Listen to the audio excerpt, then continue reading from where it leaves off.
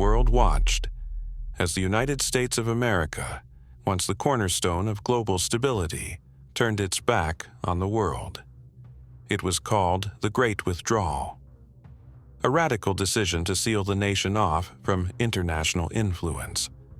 For the first time since 1945, the global superpower chose isolation over leadership. Within weeks, American diplomats packed their bags. Military bases overseas were abandoned. Embassies shuttered their doors. The world was left stunned and scrambling.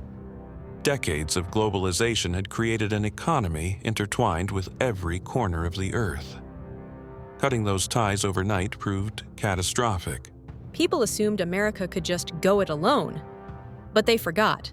Everything from smartphones to insulin depended on complex global supply chains.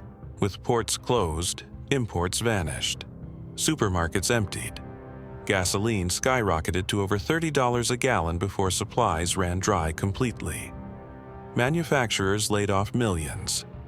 Silicon Valley, once the center of innovation, became a graveyard of empty offices. The 2028 market crash made 1929 look like a hiccup. America's wealth was trapped and rotting.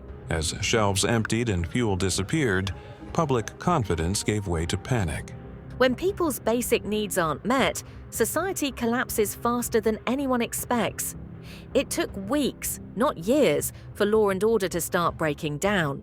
The federal government, overwhelmed and under-resourced, could not hold the center.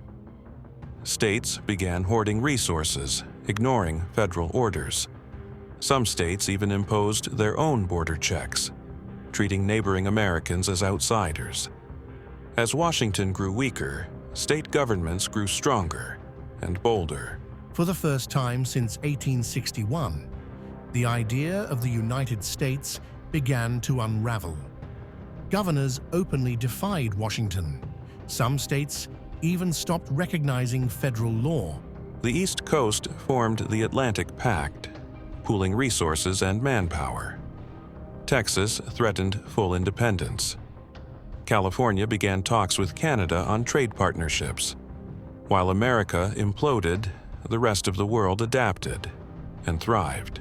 In just 3 years, new global powers rose to fill the vacuum left by the United States.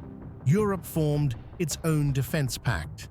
Latin America created a continental trade union. Africa became the new frontier of innovation.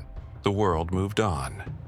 America, once seen as the indispensable nation, was now a cautionary tale of arrogance and isolation. Isolation had promised independence. Instead, it delivered decay. The collapse had only just begun.